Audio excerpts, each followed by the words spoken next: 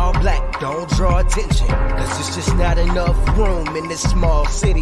Cleaning crew is out to get you, can you dodge 50? 50-50 odds, hear the applause and the black ripping through the avenues in the parks full of guys chilling at the bar cause mama boyfriend Ron tripping, ripping through their hearts with what he doing after dark, and mama working late and she don't know cause they don't have the heart. It's safe to say in them shoes, they dark in them. Swim the shore before the whales and the sharks get them. So many bodies in the waters, you ain't gotta swim them. You on the shoulders of the fallen, trying to outlive them. Hey, shalom, shalom, family. Hey, first and foremost, we're going to give all praises to the Heavenly Father. That's YAHAWAH. We do so by hamashiach, right, who the world falsely calls, and ignorantly, of course, right, through pure ignorance, calls Jesus Christ, right? Oh, I got the elder in here with me all along. Let me bring him up to the stage, right? Got the elder Marshall out of Baltimore. All praises. Hey, shalom, shalom. Hey, shalom, shalom. Hey, but again, just giving all praises to the Heavenly Father once again, because you can never do that enough. All right. And we do so again in the name of his only begotten Son, who the world falsely calls Jesus Christ, right? His real name is Yahawashi. All right. That's in the ancient Lashawan Kadash. That's the ancient Paleo Hebrew, right? But in English, his name would be Joshua. Okay. All right, family. So we appreciate everybody coming through. If you're coming through, you watching live or you watching this on replay, definitely do us a favor and just hit that like button. All right. If you haven't subscribed to the channel and you're getting fed here, please subscribe. All right. We definitely appreciate that. All right. That definitely helps us out.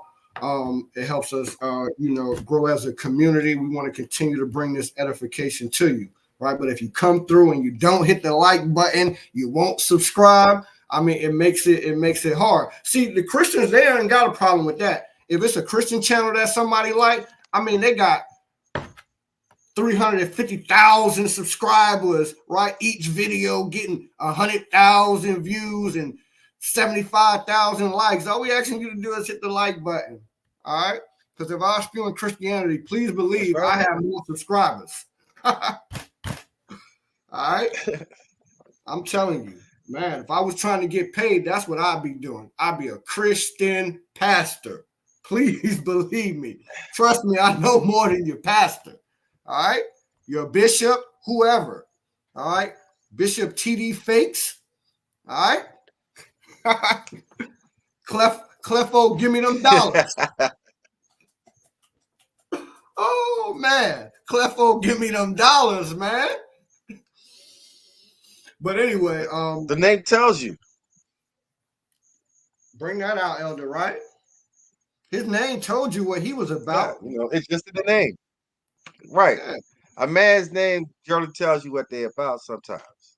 Absolutely. That's why, especially in our ancient culture, right? The ancient Hebrew Israelites names signified, a lot of times worked in a prophetic way, kind of foretelling what you may do in your life.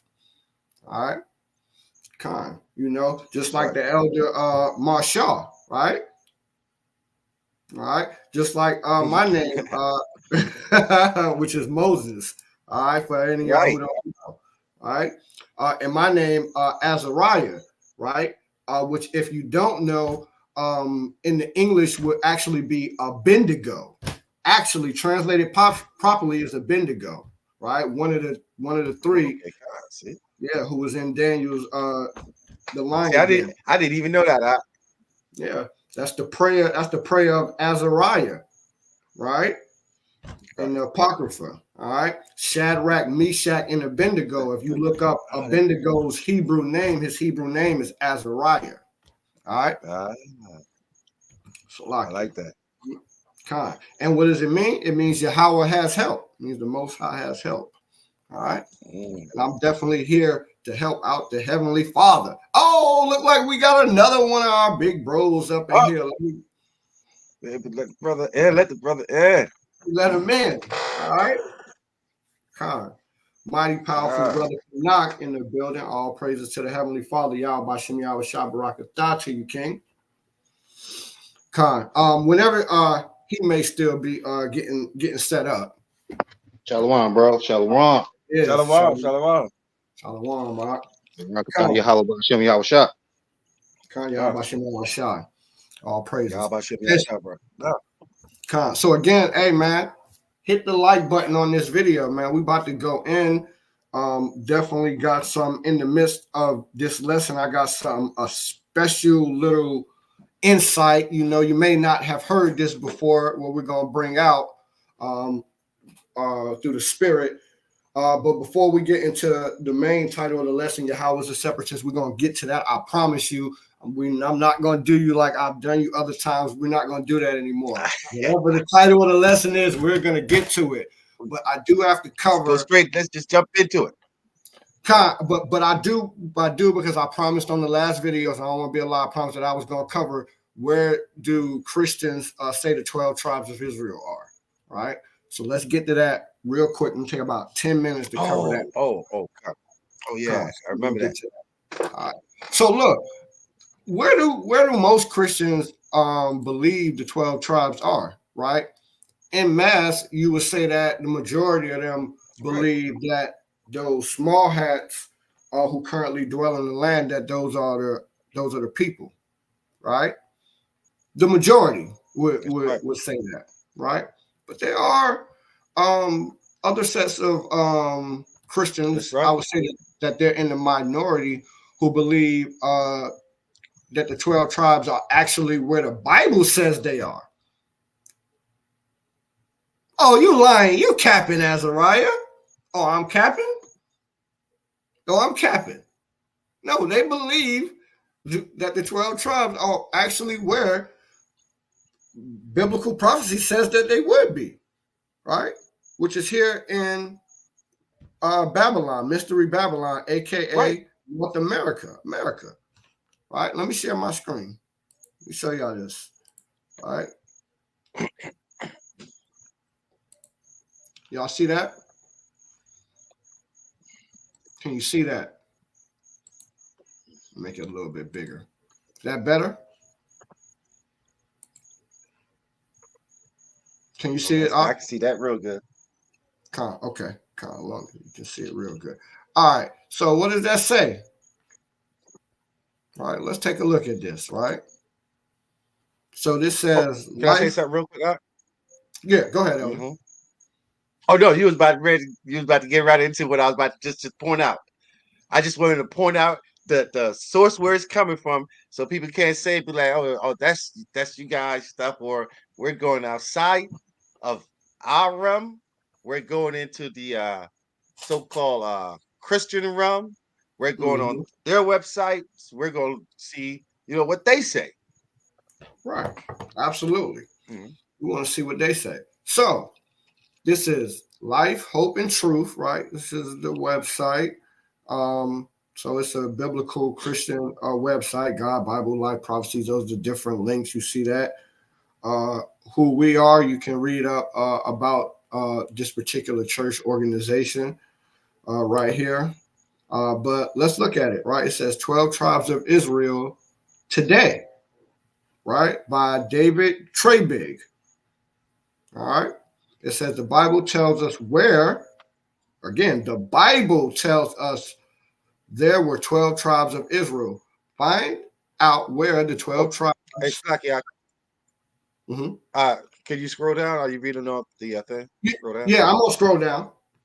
Okay. Yeah, I'm going to scroll down as I read this. It says the Bible tells us there were 12 tribes of Israel. Find out where the 12 tribes are today and why they are important in understanding prophecy. All right. So why they are important in understanding prophecy. All right. And what is this right here? This is the famous black obelisk in the British Museum. Includes a pictorial etching of King Joah of Israel paying tribute to King Solomon of Assyria after the Syrian captivity. Where are the 12 tribes of Israel today? All right. Now, can you read this for me, if you could? Start where at? At the top. Yeah, just start at the When top. God called Abraham,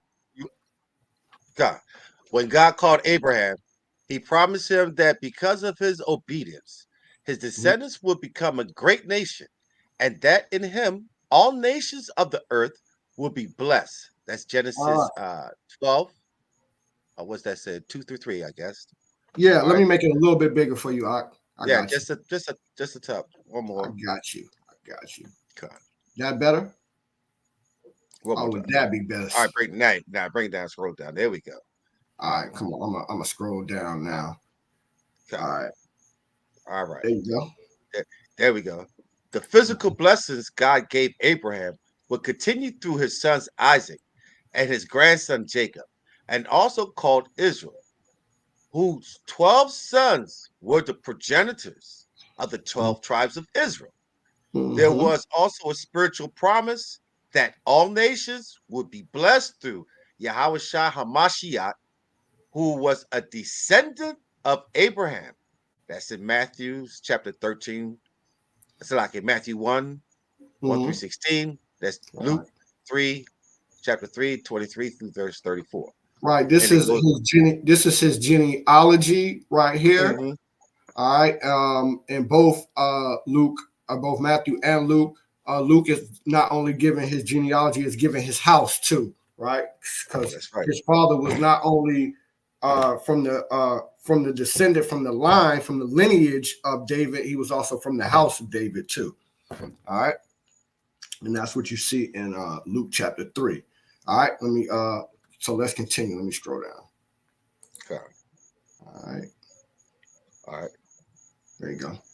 So we have the 12 sons of Jacob, from whom the tribes took their names were Reuben, Simeon, Levi, Judah, Dan, Naphtali, Gad, Asher, Issachar, Zebulun, Joseph, and Benjamin. Right. Even though the Levites were not counted among the tribes that received the larger land allotments, that's Numbers 35, 2 through 7, 18 through 24.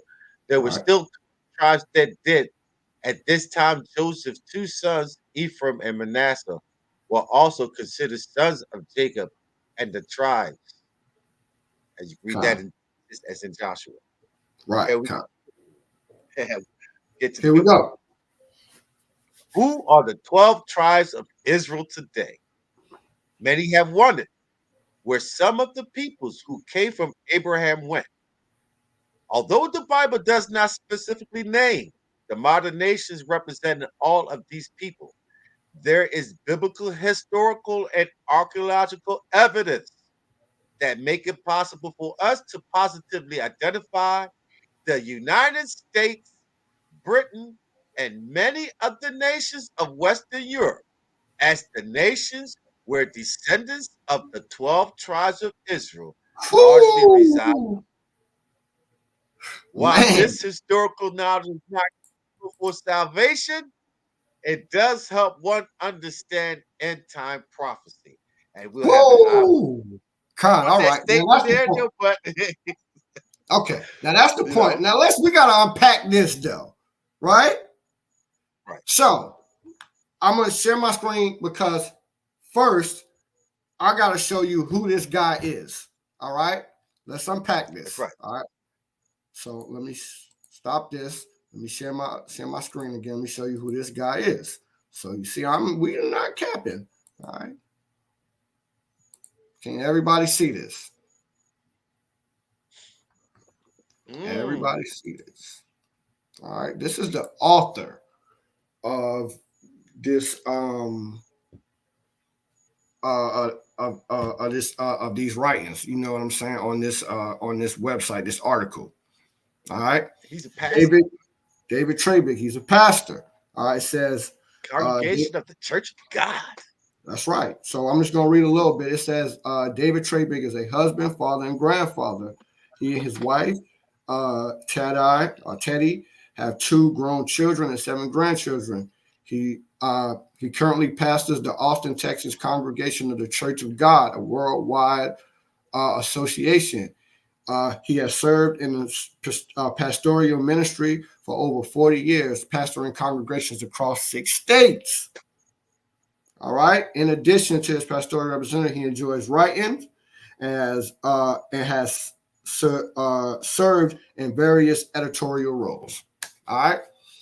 So I wanted y'all to see that. All right. Boom. So in his studies, right, he found that according to the Bible, that the 12 tribes of Israel would have to be in North America in the Western countries. Now, I'm going to be clear, right, that he does not believe that we are the children of Israel, though. All right? All right? I'll be clear about that. Of course he don't. I could already tell from that statement that he believed everything, but he seen that one nail in the coffin, and he was like, nah, no, not them. Right. Hey, look, I'm reading this article, right? Ignoring Deuteronomy 28 and 68. Right. Completely ignored it. Look, I was reading this and I got excited. I'm like, damn, is he about to say that niggas is the real Israelites? Right? I'm like, oh shit. So I'm reading this article, right?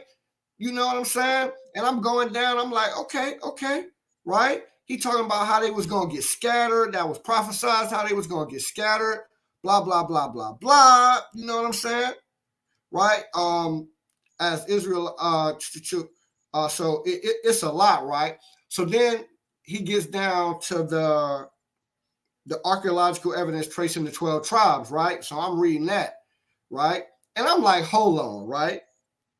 So this is the first passage in it, right? It says, in addition to historical evidence, Scythian burial grounds have indicated a connection between the people of those of the Nordic ancestry for many years. Scholars believe the Scythians were Mongols because groups of the nomadic people moved east, but the discovery of art and even frozen corpses of Scythian warriors indicate otherwise. So like that's not really what I wanted.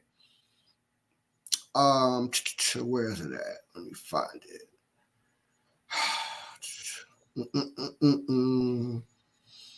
Okay. Prophetic significance of understanding the modern identities of the tribes of Israel, right? Let me find it. 1 second, family. Just bear with me. So, right. So here we go. Right. Let me share my screen so y'all can see this too. Salakia. Okay. Let me share my screen 1 second. Let me stop this. Bring this back up real quick. All right. Boom. All right. So this is where I'm at. It says prophetic significance and understanding the modern identities, right? Can you start right here as previous noted? Okay. Got you. Mm-hmm. All right. Prophetic significance of understanding the modern identities of the tribes of Israel. As previously noted, knowing where the descendants of the tribes of Israel are today is not a matter of salvation. Of course it is, but keep going. Uh-oh. You look like the elder froze Salakia on that family. When you back? You with me? Salakia, okay. All right, let's continue. Salakia. Yeah, I'm back. As previously noted, knowing where the descendants of the tribes of Israel are today is not a matter of salvation. Yes, God it through is. his son Yahawashi Right. God through his son Yahawashi has made salvation available to all people who obey him. Hebrews 5 and 9. Having an understanding of Israelite history is not a factor in receiving this wonderful gift from God. Understanding who the descendants of ancient Israel are today is, however, an important aid in understanding future biblical prophecies that will be fulfilled prior to the return of Yahawashi to rule the earth for 1,000 years. Well, he's right about that. Jeremiah. That's right. Yeah, he's right about that. That it is important. You better know who the Israelites are, because they're gonna be your damn rulers, and you better get in line with them, because they're the ones who's supposed to teach you. All right, they're the ones who are gonna have the best understanding according to what? According to the book of Psalms, according to the book of Hebrews, right, and various other places. Right, let's go. Okay. You keep going. Jeremiah 30 prophesies a future restoration of Israel and Judah, saying that these peoples will return to the land God gave to their fathers. Pause. Many Jews have Pause. Most Christians do not acknowledge this. All right, but we use this all the time, Jeremiah chapter 30, right? Because it tells you that the Israelites, right, they were going to return to the land of Israel, right, until the Messiah brings them, right? Keep going. Okay. Many Jews have returned to their homeland and now live in the state of Israel, but descendants of the other tribes have not. This chapter also speaks of time of Jacob's trouble. That will be a time of great hardship for the descendants of the ancient Israelites before their prophesied return. Right. So, bro, where you get off trying to even correlate them, saying that some of them have already returned, when the Bible says, you're pointing it out right here, that they got to go through Jacob's troubles in a foreign land before they return. Huh? It's prophesied in Isaiah that the Lord was going to place them in that land. That's right. So, okay. I'll continue on. Yeah. When we understand who the descendants of Jacob's are, we know which nations are going to face especially severe conditions before the return of hamashiach. In an insight vision, the prophet David was told that in the end times, Daniel. In the inside vision, the prophet Daniel was told that the end times there will be a time of trouble, unlike any other since there was a nation. David, I keep having David on my mind. Daniel 12:3. Right. In answering his disciples' question about the same period of time, Yahawashi confirmed that there will be great tribulations, such as has not been seen since the beginning of the world, until this time, nor ever shall be. And unless those days be shortened, no flesh would be saved. But for the elect's sake, those days will be shortened. That's Matthew 24, verses 21 through 22. Right, absolutely. I must have missed where he kind of did, if I wasn't mistaken, he did kind of specify who he thought it was. Let me see. While the modern descendants of the tribes of Israel face certain difficulties.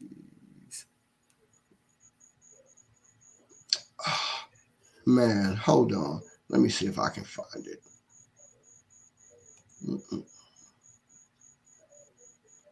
Okay. See, he goes into, he states as Deuteronomy 28 documents. Look at here, right? He's talking about these European, right? These Caucasian features, right? Right, biblical, historical, and archaeological. He knows about the blessings and the curses. Indicates the descendants of the so-called 10 tribes of Israel migrated. Watch this, to northern Europe. This is what I wanted, and the British Isles. Huh? What biblical evidence? The biblical evidence says that they went to a land where no man dwelt. It's more historical evidence to prove that the Native Americans are Israelites than I can bear to speak of right now. right? And not to mention the archaeological evidence, right? What evidence is there that they migrated somehow to northwestern Europe and the British Isles? That's what the barbarians resided. That's what the Romans called them. Right. The barbarians. The barbarians, right? Now, don't get me wrong. Right. They were some Israelites, right? But it wasn't the Northern Kingdom, wasn't there? Northern Kingdom was already in the Americas. All right. That's Second Ezra's chapter 13. Right, absolutely. Verse 39, 40. Yeah, verse 40, right. Right. It is more commonly understood that many people from these nations also settled in the United States and Commonwealth nations such as Canada, Australia, and New Zealand. Now, this is kind of true, right? That some of the Israelites who were already in Europe did, end up getting over here to the United States. Some of the Southern Kingdom did end up getting over here in different ways. All right. But he's trying to say that these are Edomites. These are white people. Mm. Okay. Last sentence right here proves it. These discoveries depict that there were men with long, flowing locks, facial hair, and Caucasian features. Okay. Because previously he was talking about that they migrated, the 10 tribes migrated. The archaeological evidence to show that they migrated after leaving Assyria into these nations. No, that's where he's going with it. Okay. And then he's trying to say that they were Caucasians, that they spread out through Europe eventually during the discovery of what they call the New World, the 13 original colonies that they came over here. And now a lot of these Americans over here are the 12 tribes, descendants. Stop it. You was doing all right for a second. I was just with this. All right, but that's the point. Like you can see them trying to. You can see them trying to build a bridge to it. Yeah, you see trying what to bridge a gap for them. Like, see, we're connected. Yeah, I'm gonna try to take this from over here, and I'm gonna loosely connect it with this. I don't care what the Bible say, and I'm gonna bring this over here, and I'm gonna make it all. No, buddy. That's right, Hickman. They do lie. Okay. I got a question. If that's the case, then why is it when so-called Columbus came here, Hebrew translators, so they could talk and trade with the indigenous people that was already here? Right. Why didn't you just come over here? If you knew that, if you knew that these people was already here speaking Hebrew, why didn't just the whole bunch of the other Jewish people just be like, oh, find our brothers, let's go over here and walk and bring them back into the fold? Aha! Like they say. They talking about some artifacts. I have never seen no artifacts that they're talking about. Now I'm gonna do a little bit more research at a later date, but there are still more Hebrew artifacts in North America than anywhere in the earth. Why? That's right. And you know what the second most is? The west coast of Africa. Oh. You gotta ask the question, why? Hit that like button, family. Hit that like button. We just want you to think, people. That's right. We just want you to think. Now hit the like button. Drop a fire emoji if we speaking good. All right. Hey, brother Kanak, you there? Ak, you got anything to add before we move on? Con. I'm trying to dig this book out right quick since we on the subject. Hold on. There it is. Right here. Can y'all hear me good? Uh-huh. All right. So yeah, we on the subject of the Native Americans, so-called American Indians. It was common knowledge, maybe like in the middle 1800s, like 1820s, that among these heathens, that the American Indians were in fact descendants of the Hebrew, descendants of the Israelites. And I got me show this book. Hold on. Can y'all see me? Yeah. Uh-huh. Let me see. How can I turn it around? How can I turn it around? Hit the little camera. Is there a way I can turn it around? What, your camera? Yeah, she hit the camera on your side. You should have 3 flip the dots, and camera maybe you can flip it. I'm not sure. But you could just show whatever you want to show the book. Just hold it up to your screen. We should be able to see it right where your face at. Yeah. Can y'all see it? Yeah. Go down a little bit. Just down a little bit. Right there. Now over just a little bit. Right there. Right. Y'all see that, everybody? It says the history of the American Indians. American Indians. Okay. All right. So y'all go out and get that. All right. A good source, good information. Yeah, this guy who wrote this book, he lived with the natives for like about 30, 40 years. And he was talking about how their language was. Hold on, you muted yourself, Ak. Oh, Salaki. Yeah, he was basically he lived with the natives for about 30 to 40 years. Did went in on their language and everything. Their language pretty similar to the ancient Hebrew. Right. So yeah, pretty good read. So yeah, and this a Edomite that wrote this. So you know, y'all take a lot of people take Edomites information firsthand. So yeah, they like if Esau those Edomites back then, they was built different. Right. Yeah, they brought it out. Those Edomites back then was built different. Right. Yeah, they brought the truth. They brought it out. They hunger for knowledge. Yeah. Right. They hunger for knowledge, but suppress the knowledge and information. But they like to document and keep and acknowledge things that was going on and the things that they did. So that's why it comes back on them now that a lot of these things because they document it. Yeah, that's Esau thing. He loves his paperwork to keep records, and that's going to ultimately, what I'm saying, be his downfall. Right. But not only that, when I did my lesson on Mormonism, remember, I pointed out how in Mormonism, they believe that the Native Americans here are descendants of the 10 lost tribes. That's what the Mormons believe.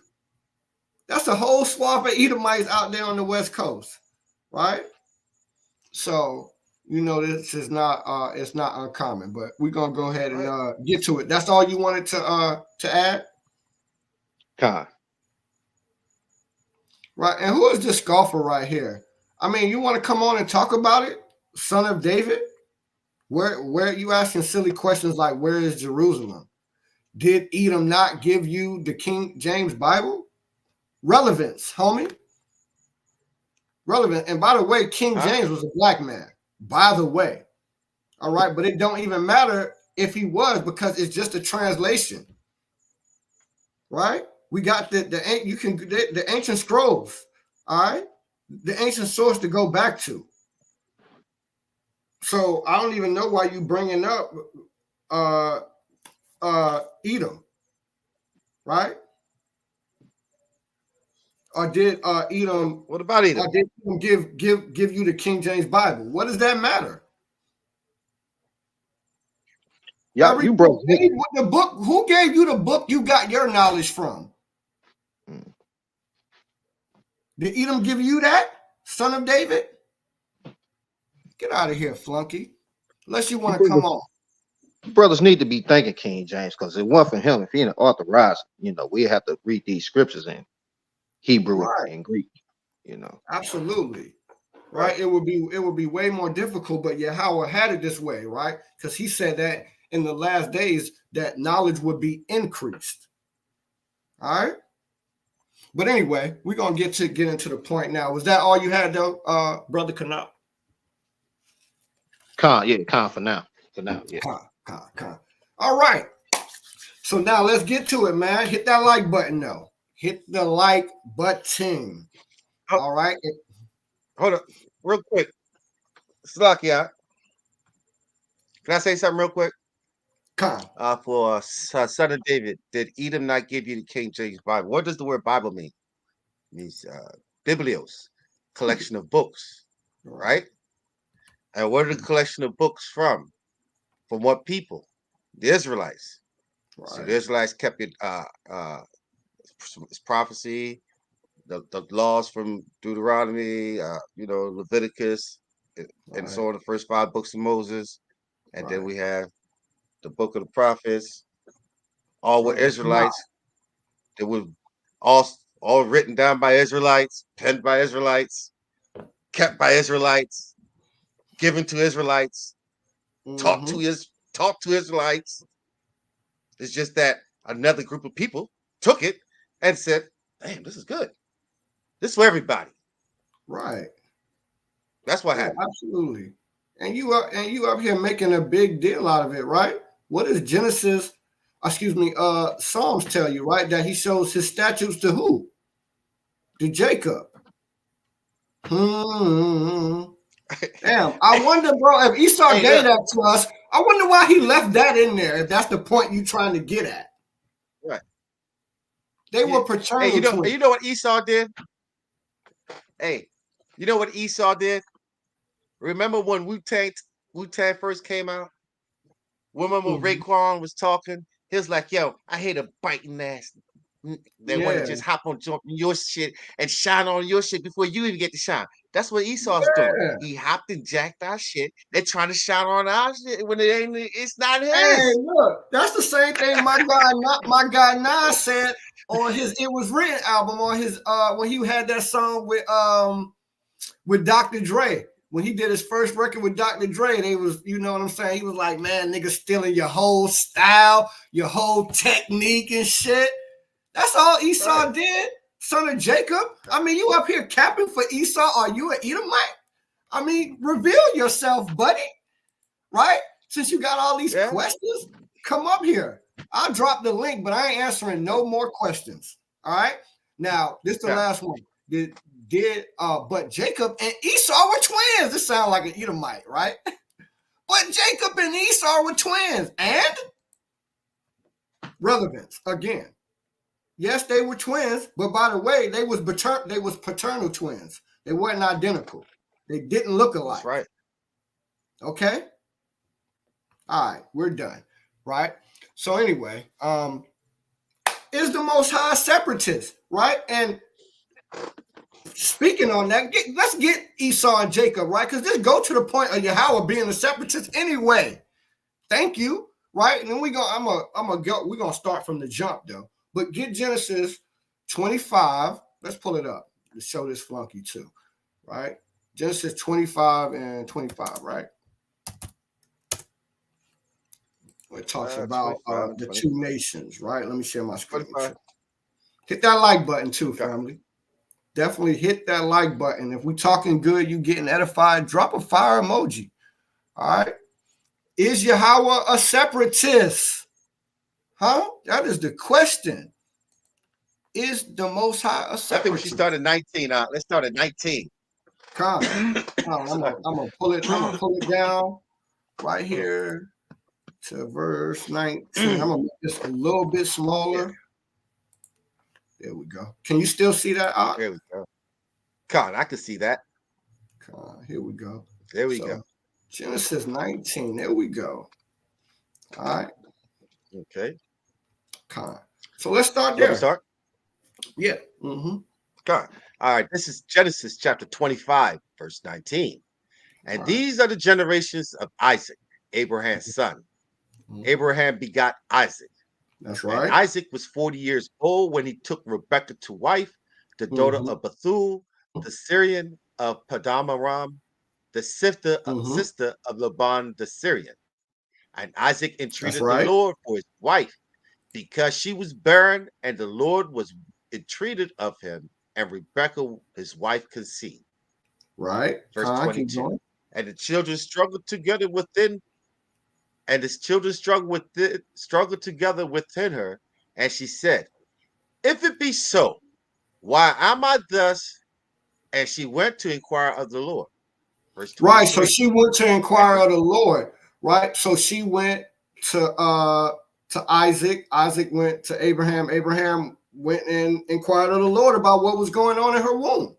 Right. Keep going. That's right. And the Lord said unto her, 2 nations are in thy womb, and 2 manner of people shall be separated from thy bowels. Hey, Elder, hey, go ahead and read and elaborate on it real quick. Okay, come. And the Lord said unto her, 2 nations are in thy womb, and 2 manner of people shall be separated from thy bowels, and the one people shall be stronger than the other people, and the elder shall serve the younger. So basically, the Lord is telling her that, look, you're going to have within in your womb, even though they're twins, normally they're from the same seed, but this is different. I'm creating 2 different nations. All right. And so we're understanding right now that your nationhood also is also derived from the lineage of whoever you're from, your father. So That's we're right. seeing the birth of two nations right now. So we're seeing how the Woo! Lord sees what nations, how nations come about, and who you are from a nation is from who you progenerate from. Right. And she says, Who your and so progenitor it says is. yeah. And he says 2 manner of people is going To to be what? separated from the bowels. And she said 2 different manner of people are going to be separated from her bowels. 2 separate So manner of you're going people, to 2 nations, bro. You trying to talk about no, they was even separate in the womb. look. The Lord said, "Hey, when these 2 come out the matrix, it's going to be 2 different nations and 2 Say that different types again. of people." Say that again. Because The Lord said, "When these That's what the Matrix is. The Matrix is the woman's box. is the By womb. the The way. Lord said, when you come out the matrix, it's going to be 2 different manners of people, even though they're coming from the same seed, the same stock. That's right. The Lord set up 2 different nations, 2 different manner of people in her womb. So they were not identical. They were paternal. They did not look alike. Matter of fact, they were diametrically opposed to each other. They were complete opposites. That's right. Because as you read it, because you read in the text, it said, "Why am I thus?" Because normally when you have stories of any of women, when they said, they're having twins or multiple children in the womb, even in the sonogram, you hear the stories about they're hugging each other, holding hands, or things like that. But these 2, they in the karate chopping, probably throwing bows. Because here it is, they fighting for they're fighting and jockeying for position because why? Because in the blessings, the firstborn is supposed to inherit everything from the father. But what does the Lord said? And the one nation shall be stronger than the other, and the elder shall serve the younger. Whoo, see, it's prophesied before So they was even born, before they did anything. So anybody trying to get out talking about, oh, why did Jacob do that to Esau? First of all, Esau gave away his birthright, but it was prophesied, so he ain't had no choice. It was gonna happen regardless. Okay, but again, that's right. to whoever son of Jacob is, right? Talking about same blood, that's irrelevant. That's right. irrelevant. We all got the same blood. We all go back to the same person, every nation. What are you talking about? Don't you know that? Don't you know we all go back to Adam? Every single person? That's Huh? right. You talking about same blood. The Lord said that Right. they was 2 different nations, right? So what I supposed to go with what you say or what the Most High said, what the book said? Yahawashi said that they was 2 different manner of people, 2 different nations, separate. Read that again one more time for me, Art. This is Genesis chapter 25, once again, verse 23. And the Right. Lord said unto her, 2 nations are in thy womb, and 2 manner of people shall be separated Shall be from thy what? bowels. Shall be separated from thy bowels. Oh, but they're the And same blood and they're twins. And God, they're 2 different nations. This is the and the beginning one of 2 different nations. Go ahead, Oxalakia, Elder. God, and the one people shall be stronger than the other people, and the Mm-hmm. elder shall serve the young. See, son Verse of 24. David, you sounding And like when an her days, Edomite. and when her Salakia. days to that's fine. And when her days to be delivered were fulfilled, behold, there were twins in her womb. Verse 25, and the first came out red all over like a hairy garment, and they called his name Esau. Right.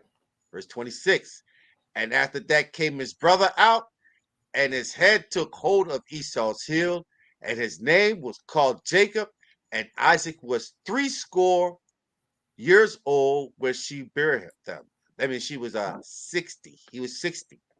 Right. Two different. Verse 20. Right. Two different nations. And as the elder was saying, a score is 20, right? So he was 60 years old. All right. And by the way, you know what I'm saying? As you see here, Jacob, which means supplanter, his name was signified that he was going to supplant his brother Esau and get the birthright, which was prophesied. All right. And that his brother eventually was going to serve him. All right. That's prophetic. That's the way it is. But the point we get into is that Yahawah separated these nations. So Yahawah been about people being separate. Now let's get to it. All right. Let's go to Genesis chapter 10 now. All right. Genesis chapter 10.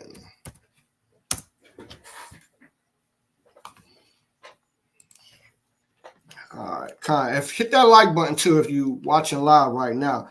Right. There you go. Right.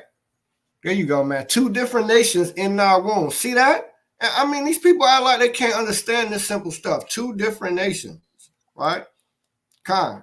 Birthright hating Esau. Khan. Big Khan. I got to give you a big Khan in the chat for that one, Ak. Birthright hating. Why are we hating Esau for his birthright? He gave it up. No, he's just saying that Esau hated. No, birthright. Oh, he said Esau hated his birthright. Oh, okay, Salakia. Hey, Salakia, Salakia. I misread that. Yeah, My apologies.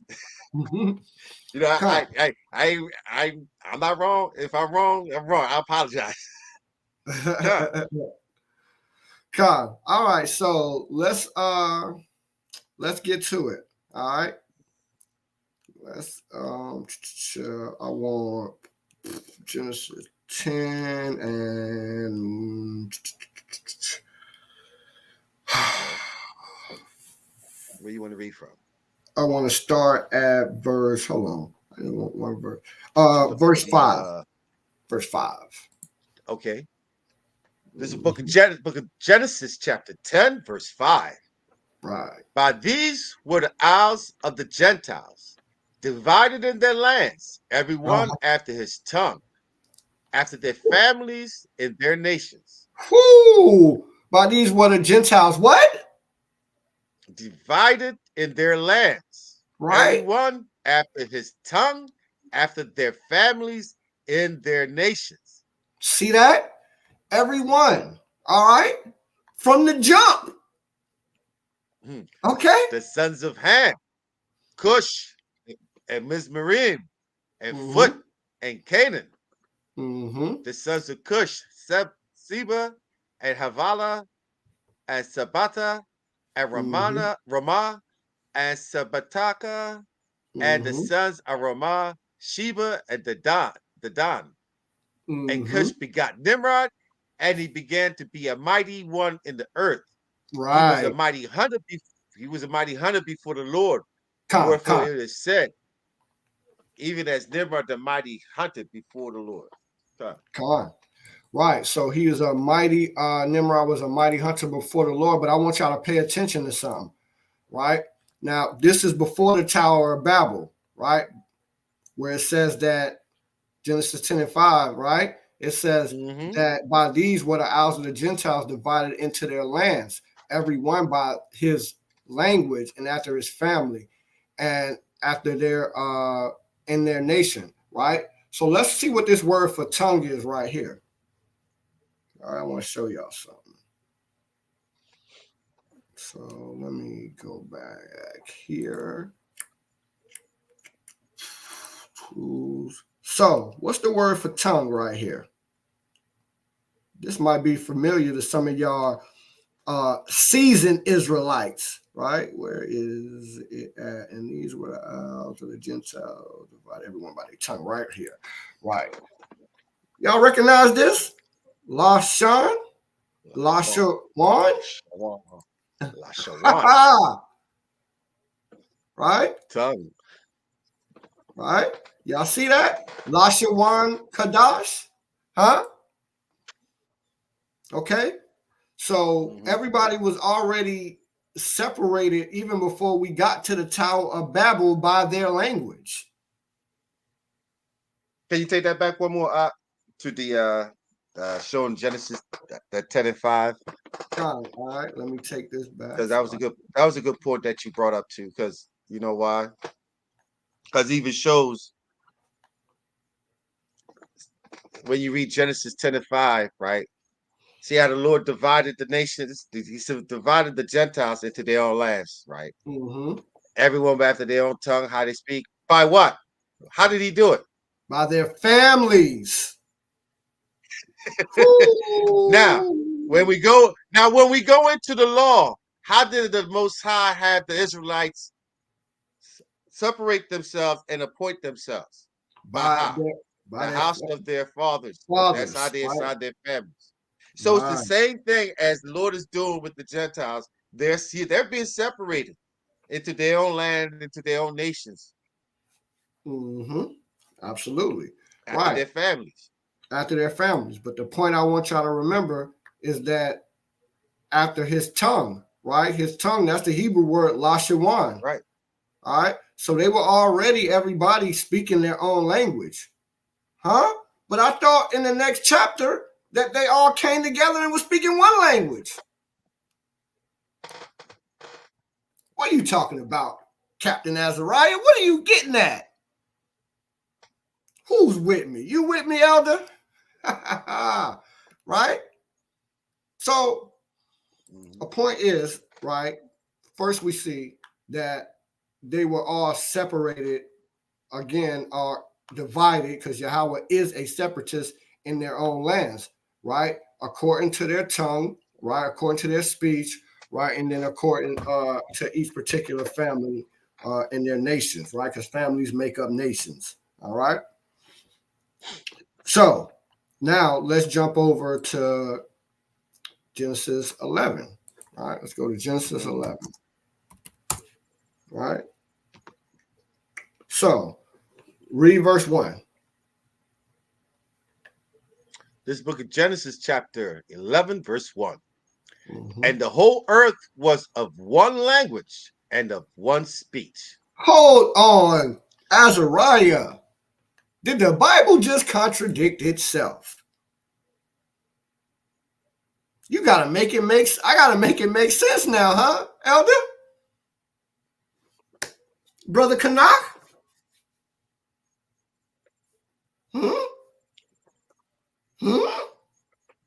Balls in your court, the cat.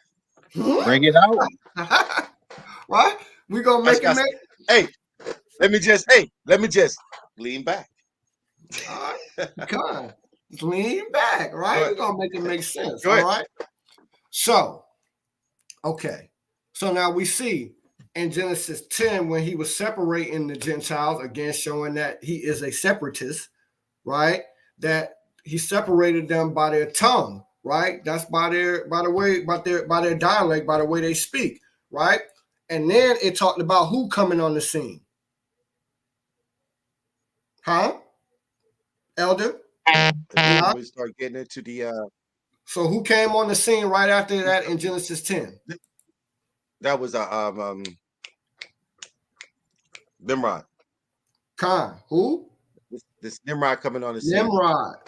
Nimrod, right? Nimrod became the mighty hunter, right? And what did he do?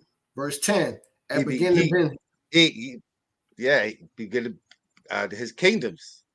You know, that's the Babel, right? You know, and all these other places. Right. It's the land of Shinar. Right, you know. You got Shinar, you know what I'm saying? Right.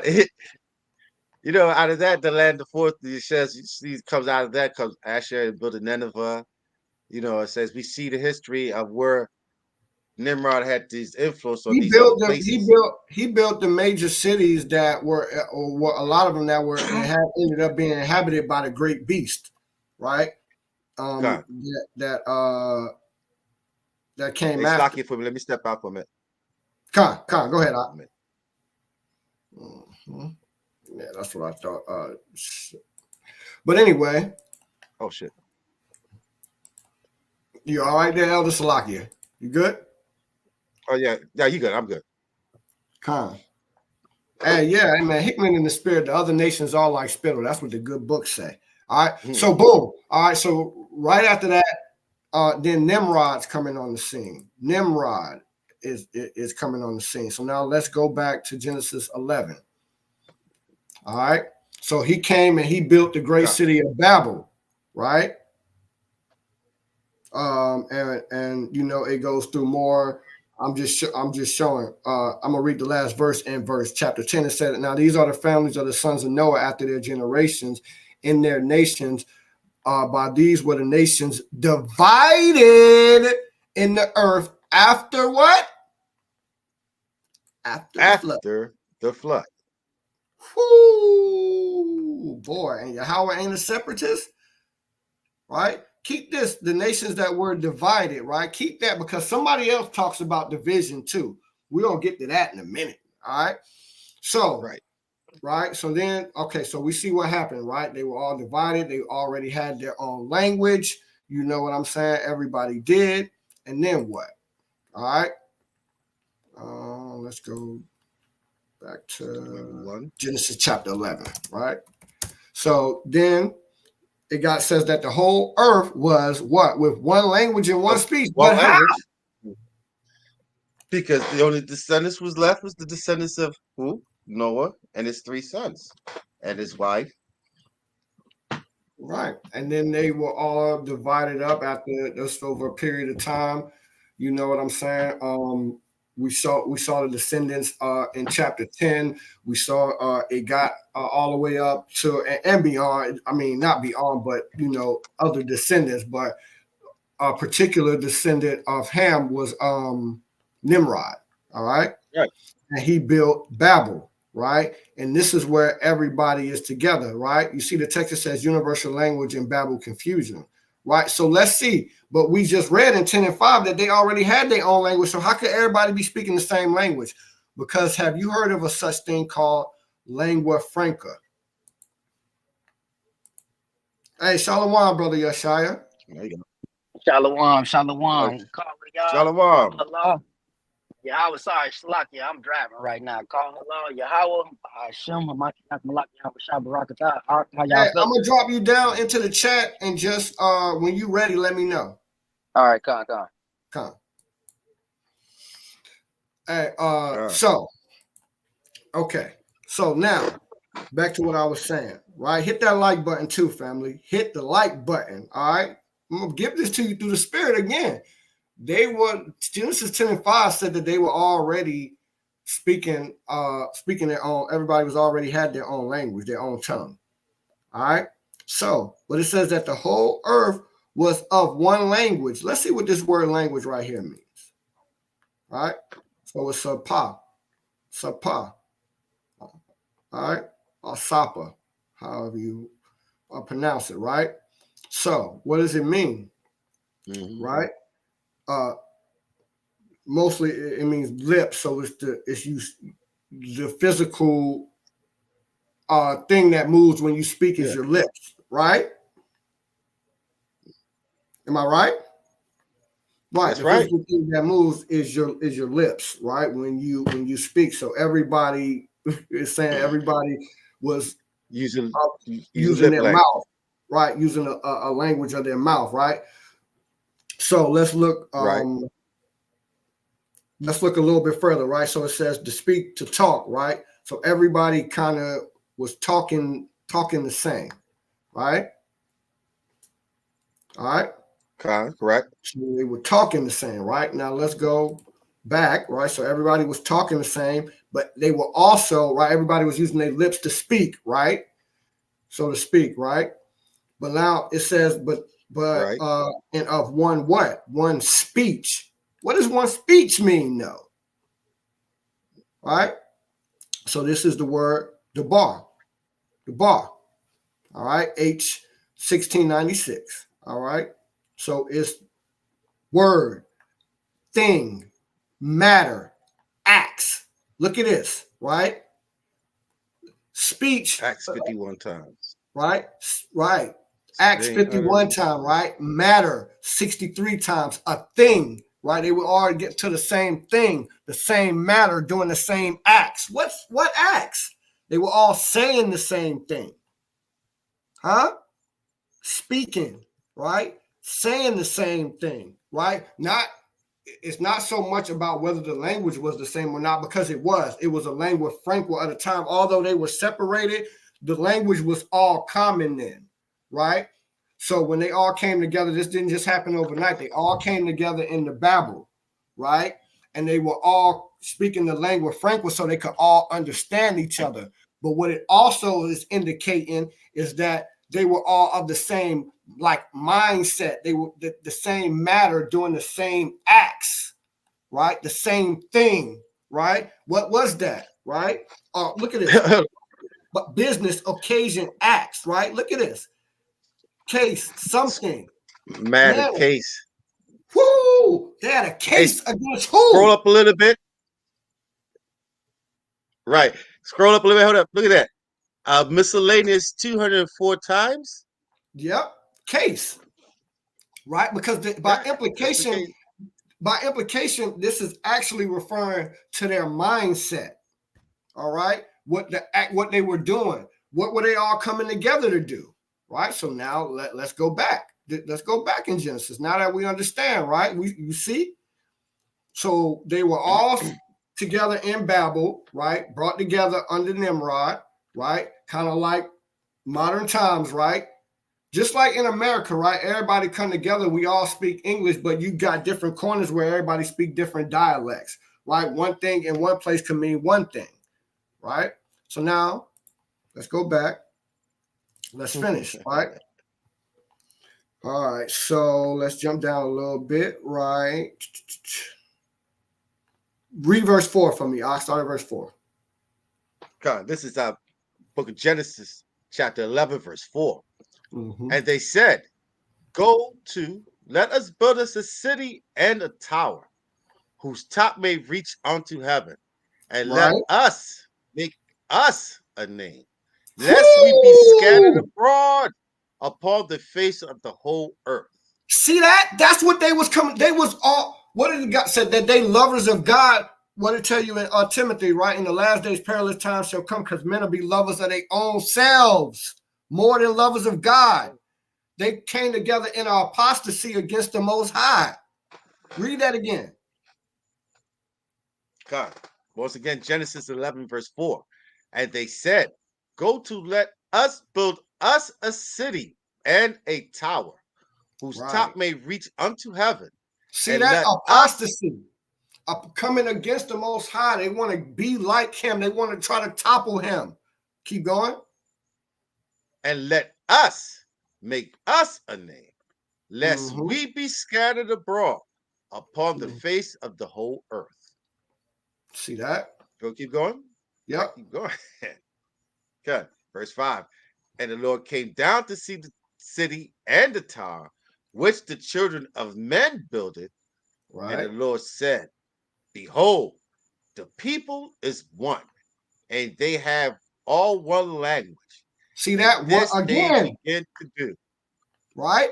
They all together in this common franca, right? Speaking the same language, and they all got the same mindset, right? And nothing, it's just like now. It's just like now. I mean, all types of, when America got to its apex, because America is Babylon, right? Mystery Babylon, bringing all nations together. And look at the technological advances since America has got on top. Mystery Babylon. Right? What was you gonna say, Elder? Because that's a good point. Yeah, that's a good point you just said. And it says what? Let me read that again. Genesis 11, verse 6. And the Lord said, behold, the people is one, and they have all one language, And this they will begin to do. And now nothing will be restrained from them, which they have imagined to do. Because think about it. That's a good point you just said. Look, I'm going to go back 30 years ago. You being deployed, being in the military, you being in other places, you have to go off, memory. If you've been in other places to learn the language or has some kind of understanding of the language, wherever you pull into port, other places, right? But this generation and the times that we're living in, as long as you got this, there's apps. You be like, you in Russia, you want to speak Russian, you speak in English, it translates straight into Russian, talks for you. The person, if you there, the person talks in Russian and it translated to you in English. They even got a new live one now. As the person is speaking to you in whatever language, it's translating it to you via Bluetooth and your Bluetooth into the English language, whatever language you choose. So it's getting to the point now where we're going to be at that Star Trek age when it doesn't matter where you're at in the world, you got that human translator on. You can talk to each other, and where the language is no longer a barrier, where we could come together in like minds and do whatever we want to do. Absolutely. And that's what was going on at the Tower of Babel, right? They all spoke and could understand each other, but it was more about their mindset. And then Yahawaha further scrambled their languages, right? You know what I'm saying? Because they all had kind of their own dialects anyway. Yahawaha further scrambled that up at Babel, sent them all the way into their own lands, right? Boom. That's what happened. That's what happened there, right? But I wanted to point that out, bring some edification to that while we're showing that still Yahawa's a separatist. That's why he scattered them, because he know when people come together that they're gonna come against him, and all wickedness is gonna proceed. All right, that's why Yahawaha don't want nobody to be together, right? So, Khan, I wanted to bring that out, man. Wherever you brothers want to go next, man, I'm with it. All right. And this brother is right. Racist is holy for real, right? Because what does holy mean, right? We'll get that right. I was about to say, since we're gonna pull out, we're gonna be what was that? What he said? Racist is holy for real, yeah, yeah. But to be holy, since you said that, to be holy, the racist is holy for real. Who did the Lord ask to be holy? Because now we're getting into the separatism of the Most High. Right? Is he a separatist? Right. We showed in Genesis that from the creation, right, when he separated the Gentiles, then he had to separate them again, people at the Tower of Babel, and that, you know what I'm saying, kind of stuck. But now we're gonna continue as we go further in the narrative to see how Yahawaha also did what? He separated the children of Israel from everybody else. It's like you see. Racist? No, I don't. I see as it's like for those who can understand and see it unfold, it's like you're creating something, and you got all the mixture in it, and you know how you want it to come out a certain way, but it has to be laid out a certain way. So as in the process of everything is going on, so what you need to be shown at the end to rise to be at the top has to start somewhere at down here, and there have to be layers put on for it, and you understand what I'm saying? And as it does its process, it will come to the top, and it will be displayed at the top and be shown. Because as we're seeing as the creation of people, then he chooses one, brings forth the three from where he wants to start everything, and from there everything else is being laid out. Yeah, and Yahawaha always have his chosen line of people who he's who he had determined to bring forth his chosen people through. So that's kind of the narrative. You know what I'm saying? You see it in Genesis as you follow you know what I'm saying, Adam, you know what I'm saying, to his son Seth, all the way down to Noah and his sons, and then his chosen of those sons, Shem, right? Shem, Right. you get all the way to who? To Abraham, Isaac, Jacob, right? Then the 12, right? It's like Right? you can look at it as you've got all your garments out, and you're about to put on this attire. You got Mm-hmm. all your breeches, your whatever dress pants, whatever. You got all the blouses, your tops, and the accessories. But Right. out of that, all of that you created, there's only going to be one that you're going to be like, this is it. And it's Yeah, the this is same it. thing I with. mean, what's wrong with I don't that, know why right? people. I I don't know mean, why we people find separate. this so hard. Why is it so hard to believe Yahawah is separate? We practice separation, you know what I'm saying?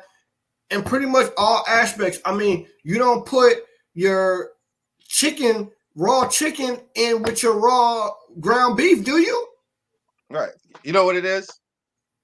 Which I find is when I hear a lot of people speak, when you talk to people, is people want to put the Most High's mentality on a human scale mentality of how we would deal with people if I was given the power. And it's like, no, you can't. You don't understand the grand scheme of it all, and who is supposed to be benefited, how it's be laid out. So Come. you can't. How you gonna be upset because the creator chose and has laid things out a way, and this is how it's going to be. Right. And it is what it is, right? It So is. let's look at some scriptures that show that Yahweh is a separatist. And Brother Canuck, whatever you got, Brother Yeshaya, I know you watching, I see you dropped off, but when you come back, whatever you got, all right, load them up, man. Let's unload them. Let's show the people, right? Everybody watching live right now, everybody gonna watch later. Let's show them that the Most High Yahweh is a separatist, right? That he's all about everybody being in their own land, right? And especially his people being separate from all other nations. All right? God, we just go straight to the Look at this, classics. right? And come through the spirit, we're not even supposed to mix our garments, right? The fabric of our God, garments, right? And I like how this brother Hackman brought that out, right? Where's that at? Right here, right? We're not even supposed to mix our old garments with new, right? It's just like Yahawashi said, you don't take that old bottle, right? man, That old that old wine, Salakia, and do what? Put it in a new bottle. You keep old wine with old wine and old bottles. You keep new wine, new bottles. With new wine and new bottles. All right. And we that new wine. All right. That's right. Right. That's right. We in that new wine, man. All right. Because we trying to because we believe on the Lord Yahawashi as the scripture has said. So out of our mouths is gonna flow what? Rivers of living water, right? And Water. Lord willing, if we in that number, I want to be there with our Lord, because he said that he ain't gonna drink of the fruit of the wine until he drink it anew with us in the kingdom. And Lord willing, I want to be in that number. All right. You know how good that wine probably is, man. That wine probably Man, Anyway, right? I digress. Yeah, Con. but So whatever y'all got, hey, whatever y'all got, I'm gonna let you and Canuck. I'm gonna step away for a hot second. I'm gonna let you and Canuck rock and cook up. When the brother, you should be able to control it when the brother Yeshaya come back. If I'm not back, bring him up to the stage, Elder, and let him cook too. All right. Hit that like button, family. Please, hey, drop them fire emojis in the chat. I ain't seen not one fire emoji up in this chat yet either. All right. God, And I know let's it's see if I probably at least about 20 people watching live right now. So hit that like button. All right. Drop a fire emoji in the chat for me. All right. And we're gonna keep cooking up for y'all. All right. So whatever y'all got, I'm gonna unshare my screen, Elder. So if you want to share your screen too, I'll be back in just a moment. let's see if I can. Okay, let me see if I can get that up on there. All right. All right, let's see. I'm trying to get to I've got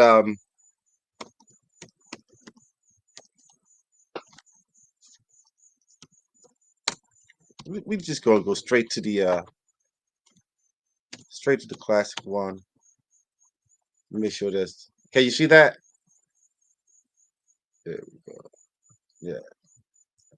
Hold up. Let me bring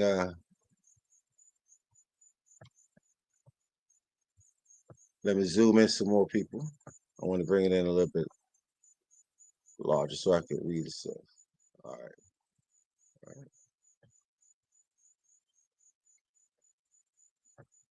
So we're going to go look at the I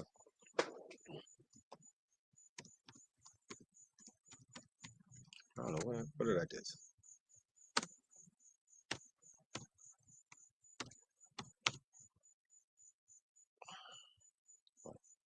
Slovakia fan. I'm just sitting. That's an awful little bit. Just coming back from being sick. So I'm just trying to get a little bit on get myself together. Oh, that's not the one I want. That's no wonder. That's not the one. 20. Oh, no wonder. That's what's going on. That's why. That's what's going on. My number lock wasn't locked in. It's locked here. All right. So we're looking at Leviticus chapter 20, verse 24. Matter of fact, let's see if I can take it back up.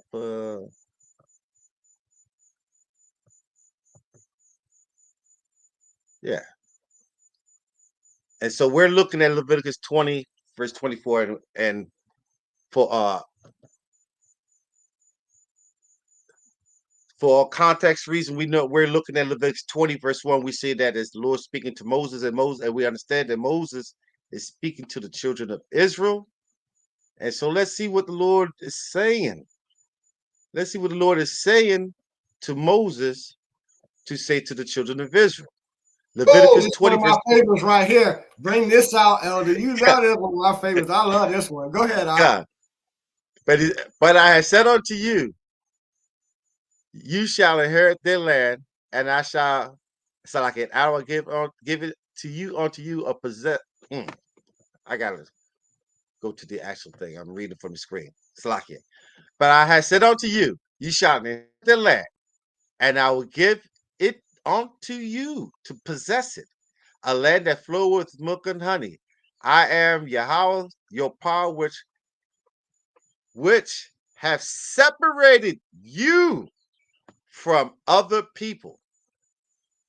So now we're seeing, as time has progressed, after the sons of Noah have spread out through the land, and everything has, as Israel, small people, a small family comes into Egypt.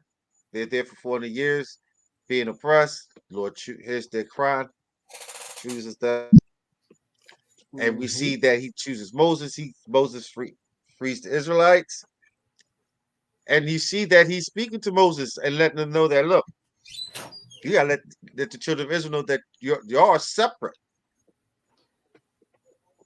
and he separated you from all the other people. So now he's taking them out of the land of Egypt, and he's had them as his own separate people. That's right. Mm-hmm. You know, that's right. So, I mean, is that wrong? Right? No, it's not wrong. It's the Most High's will. Why is earth and ashes proud? Who are we to tell the Most High what He should do? Right? But the Christian church will never tell you this. Oh no, God loves everybody. He wants us all to be together and love each other. Right? No. I think I got another one. Bring it out, brother Canuck. You there, Ak? I think it's Exodus. Hey, Canuck, you there? Salaki, I got some background distractions right now. Just give me a second. Oh, Khan. All right. Here's the other one I found. There's another one I have. This is the book of Exodus, chapter 33, verse 16. For wherewith shall it be known here that I and thy people have found grace in thy sight? Is it not in that thou goest with us? So shall we be separated I and thy Woo! people from all the people that are upon the face of the earth. What's it? And that's in Exodus. And we know that's the first 5 books of Moses. So Christians What does can't come Torah say mean? Hold we on. can't come say Salakia. that's everybody. Right, Salakia. And hold on. You said that's in the first 5 books of Moses, right? Which is known as what? The Torah? The Torah. What does Torah mean? Instruction. Thank you. The water. Instruction. That's right.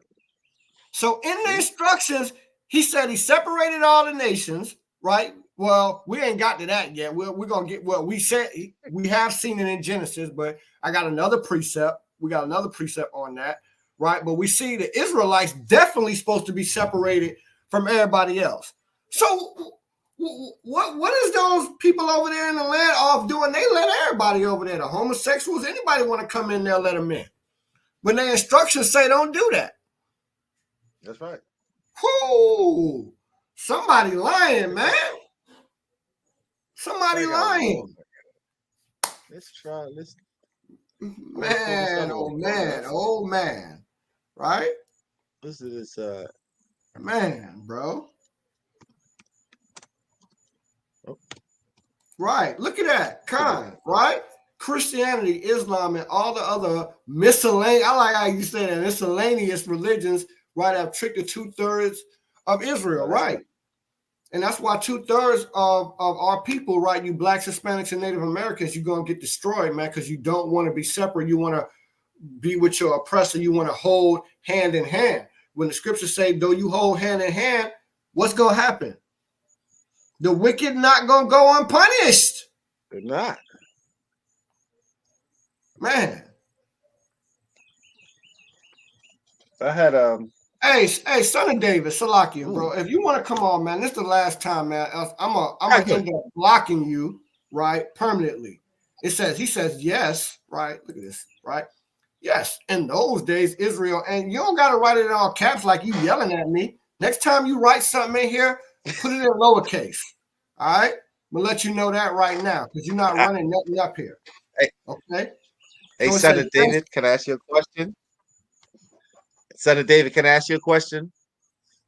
You said yes. In those days, Israel was separate due to the false religions around the world. That is true. So when did God deal with all the other nations? Huh? Got your ass. When did he give all the other nations the truth?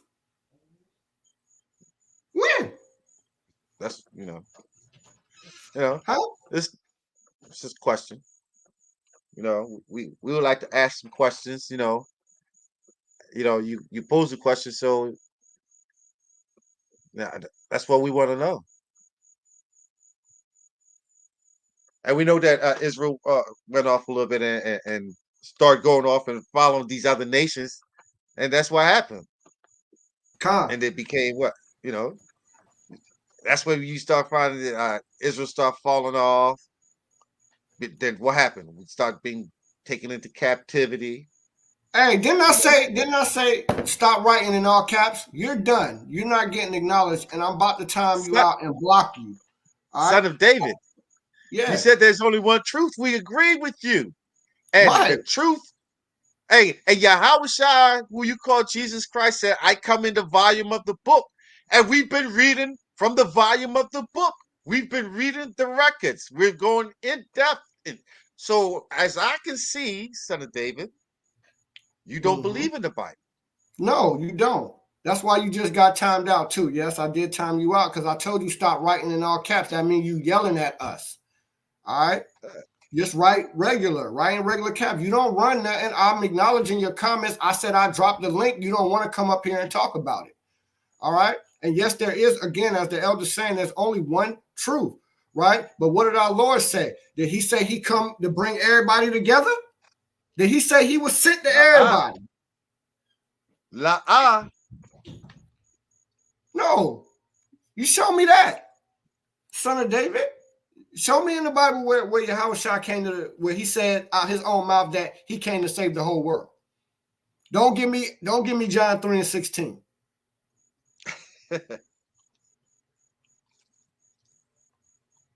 Man, bro. And I don't know what he is, Hack Man. I'm assuming that that's an Edomite, right? But this is a true statement, man, that ninjas can't picture being without their masters, right? We don't have a ruling class mentality, right? That's why when we talk about the Blacks, Hispanics, and Native Americans so-called being in rulership, a lot of niggas buck up against it, right? Like, what you mean? Niggas gonna be running stuff? What, we gonna be drinking 40s and driving Escalades? You see that? That's the self-hate that we got for each other, right? That's that man, that Willie Lynch syndrome. All right. The fact they can't believe or won't accept that it's possible. Our people are been so programmed and so indoctrinated to believe that this is what we are, this is all we are, this is what we famous for, this is what we can do. We've been resorted down to a people that are here just to entertain, to make fun of, to be used for a commodity to generate wealth and to sell your product to. That's right. And for the simple fact for you to understand, but our people yell out, all right, king, all right, queen, but yet you won't try to come and present yourself like one and carry yourself like one. Right. Absolutely. If that's what you envision yourself, you gotta carry yourself. You gotta have that type of mentality. It says it's the honor of a king to search out a matter, right? You guys, people don't want to search too small. matters out. Right. Look, ain't nothing too small that you're not supposed to understand and try to be like, hold up. Because the smallest thing that you see that's going on that they're doing, believe me, has a big impact later on. That's right. Because it's all tied together. Yeah, absolutely. Hey, but again, we see that YAHAWAH is a separatist, right? We're going to get some more precepts, right? And we're going to show that just the same way YAHAWAH was, that's the same way his son was, right? But we see the nations being separated, the Israelites being separated. Let's get Deuteronomy 32 real quick. Oh, God. All right. I hope, Lord willing, that our brother Yeshaya, man, if you watching, man, and you home, man, come back, bro. Come back through. We're gonna be on here. We're gonna go for about maybe another 15, 30 minutes tops. All right. Anywhere between there. Oh, you got that Deuteronomy 32 and 8. Yeah, that's what I want. You know what I want. I got a precept too. Can one of y'all bring out Exodus 6 and 7? I'll bring out Exodus 6 and 7 first then. All right, let me share my screen. Okay. All right, we got our brother Tanakh. Hey, shout out to the St. Louis, man. You in the St. Louis area, man. Get at us, man. All right, we need soldiers on the ground, man. On the ground in the St. Louis and surrounding areas, man. Got the mighty soldier Canuck up there handling business, right? What you wanted, Doc, again? Exodus chapter 6, verse 7. Exodus 6. All right, got Exodus chapter 6. We're going to start at verse 7. Make that a little bit bigger for us. All right. Again, hit that like button. All right. Hit the like button. All right. Like, share, and subscribe, family. All right. Like, share, and subscribe. All right. This is Exodus chapter 6, verse 7. It says, and I will take you to me for a people, and I will be your power, your God. And you shall know that I am the Lord, what? Your God, which bringeth you out from under the burden of the Egyptians, right? What did he say? He was everybody God. Get Elder, watch this to back this up. Get Joel chapter 2, verse 26. Which one? Joel 2 and 26. Joel 2 and 26. Oh, Joel. Okay, slacking.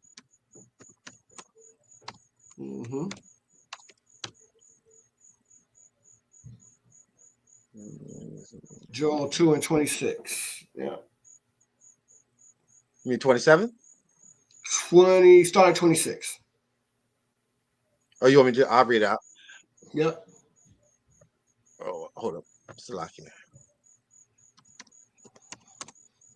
I don't know what I was thinking about when I typed that in. Okay. This is the book of Joel. This book of Joel 2, verse 26. And ye shall eat in plenty and be satisfied, and praise the name of the Lord your God that have dealt wondrously with you, and my people shall never be ashamed. My people, Verse who is 27. that? Is that the whole world? Right? Again. Verse 27. And ye shall know that I am in the midst of Israel, and that I am the Lord your God, and none else, and my people shall never be ashamed. See that? That's beautiful. Beautiful. Yeah, you know. And so as we're seeing and we're looking at that, you know, and so the Lord is telling he's speaking to Israel. When do you see the Lord speaking to other nations and telling them, hey, look, you're gonna eat plenty? He's telling them you're gonna be satisfied and you're gonna praise the name of your God. Hey, Shalom family. Hey, Salakia. Hey, Elder, I gotta let you keep it. I got a situation. I got a snake in my backyard. That's got my wife real scared. So I gotta go deal with this right quick. All right, but you keep going. God, yeah. And he says, and praise the name of the Lord your God, that he have dealt wondrously with you. And as we see that, hey, look, as we read through the scriptures, that the only person the Lord has been dealing with was the Israelites. And in further it says, and my people shall never be ashamed. So you see that as a wonderful thing and a beautiful thing. If you're an Israelite, that you know, as you read again, understanding that look, that the Lord, the creator of time, space, the universe, and everything that we see and know of, chose us. And it's nothing that we did because of the promises that he promised our forefathers. And we're seeing all of these wonderful things that he's, as a person who has separated us from all the other people, that he's promising to us. And verse 27, and you shall know that I'm in the midst of Israel, and that I'm the Lord your God, and none else, and my people shall never be ashamed. And so you see it right now, because we see that he separated us, and he's letting us, as we read the scriptures, don't be like, look, even must all these people, I'm the God, your only God. And he's telling us we should never be ashamed. But people want to say that as the God of the Bible is for everybody. We've got to see. We need somebody to come prove that to us. You know. I got another precept. You did? Which one you got? Oh, let me see. Yeah. What is it? Give me Exodus chapter 19. Okay. And verses 5 and 6.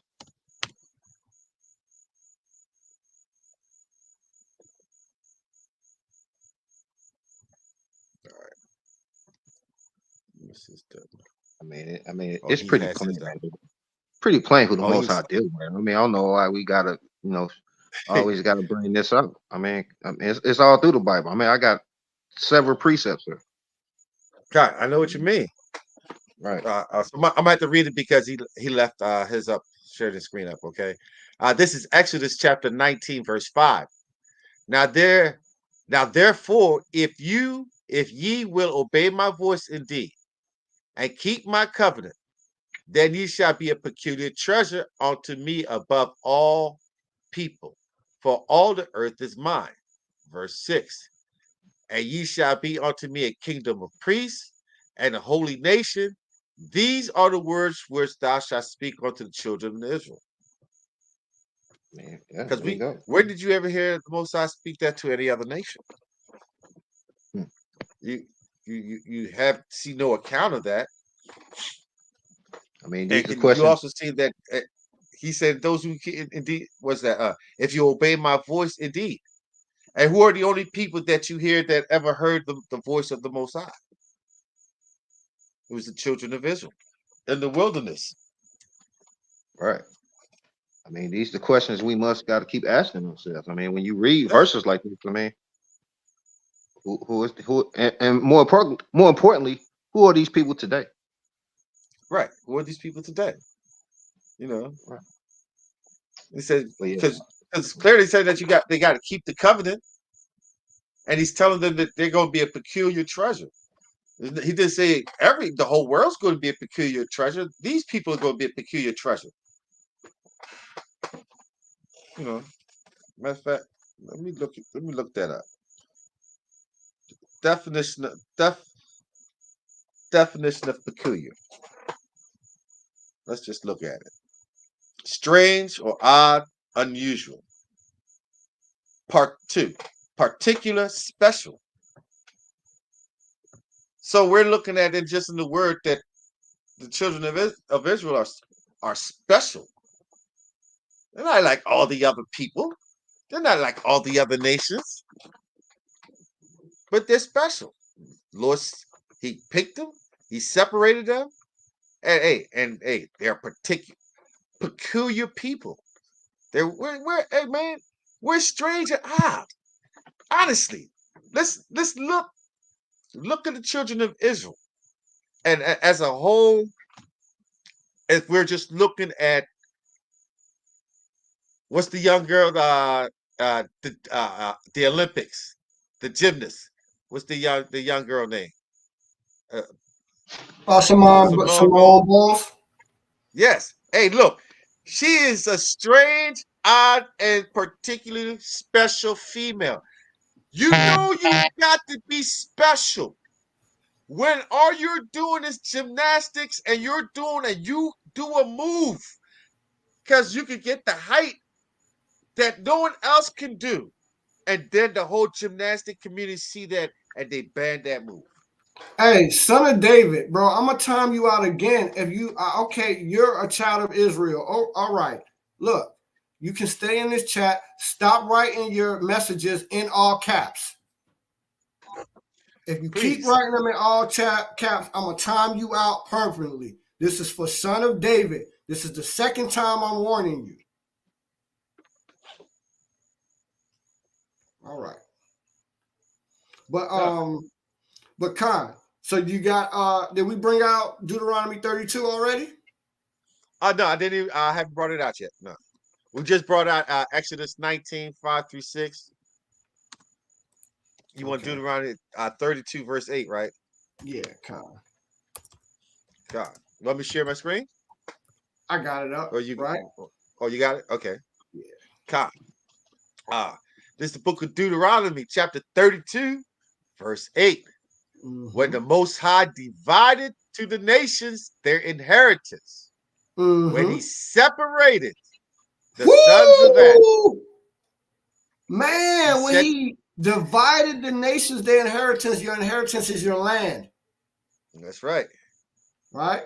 When he separated the sons of Adam, he set the bounds of the people according to the number of the children of Israel.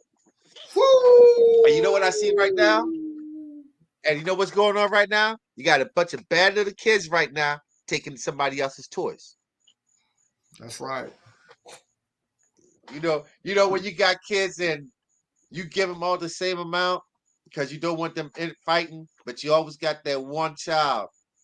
Or you see kids playing, they all got the same, but you got that one child or two childs that want to get, I need 2 or 3 of it. You only play with one. And that's how some of these other nations are.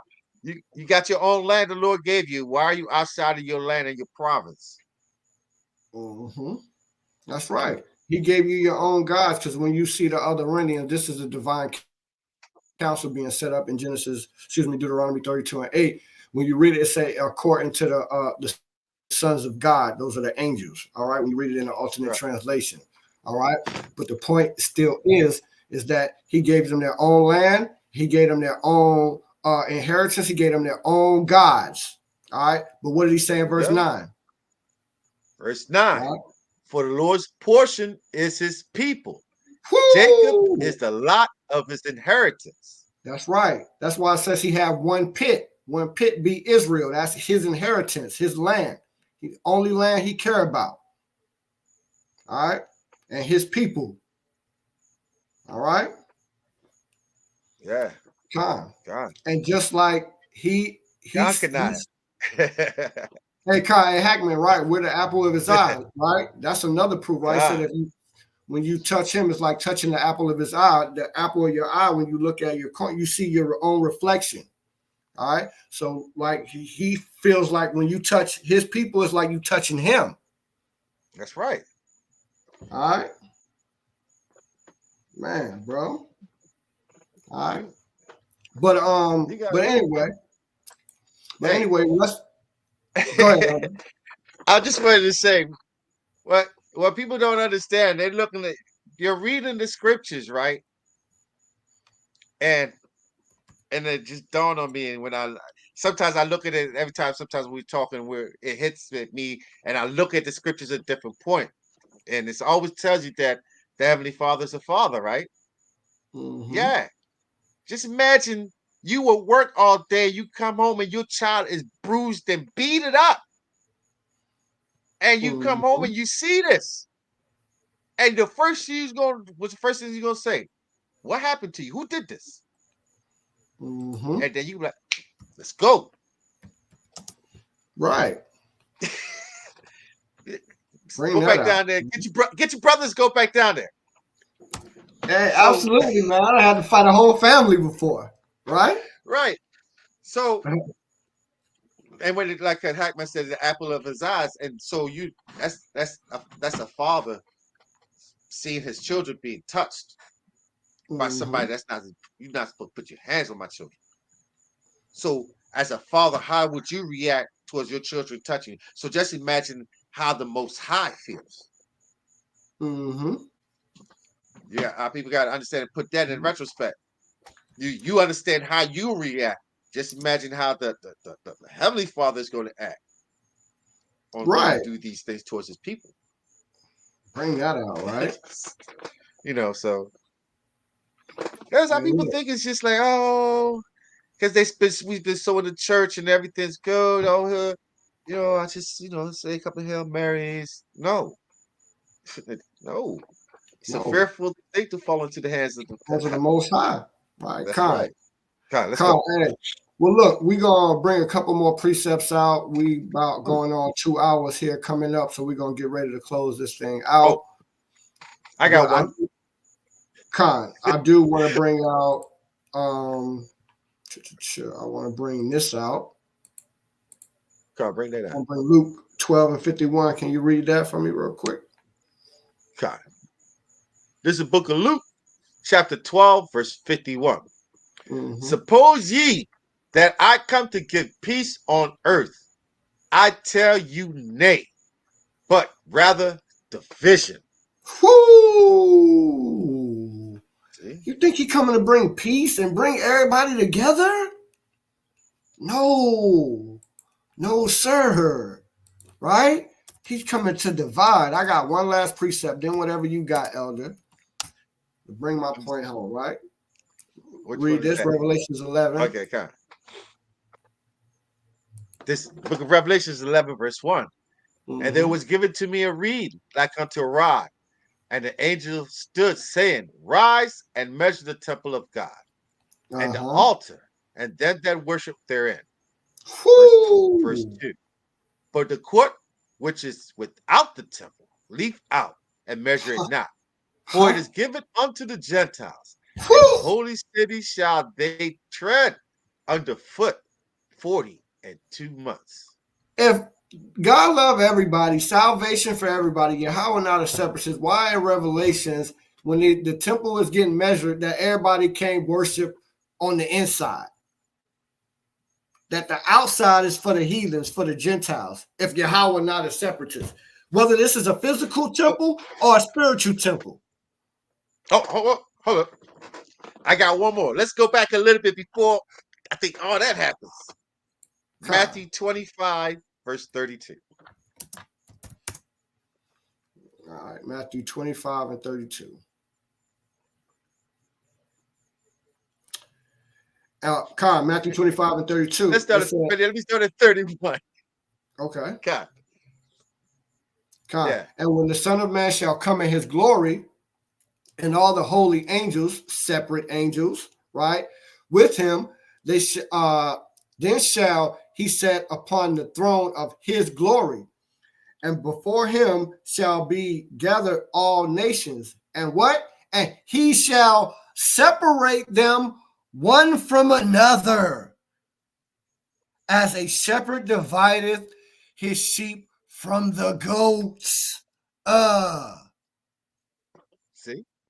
And he shall set and what it sheep says on his right hand and the goats on the left. The sheep on the right hand in providence, the goats on the left hand in perpetual sorrow and subjection. All right. But you know what? It's only going to be bad for the first 1,000 years. After that, y'all, they're going to love it. Mm-hmm. Yeah. Yahawashi is coming to bring racism, effective racism. Because not just racism, the act of implementing them. Yes, because there's an ethnic hierarchy, right? With the Israelites being on the top and all the rest of the other heathen nations falling up underneath that, with the Edomites, the so-called white man, being at the very bottom. All right, that's like the dog that he is. Because that's what all these other nations did. They practiced that when they got us and put us in subjugation. Did they practice that? They practiced that. So why is it that when we get in our kingdom, that the same thing shall not be applied to them? But we're going to be a little bit more righteous in the thing, how we implement things. We're not going to do everything that the wicked stuff that they did, but they're definitely going to get their share. That's right. Absolutely.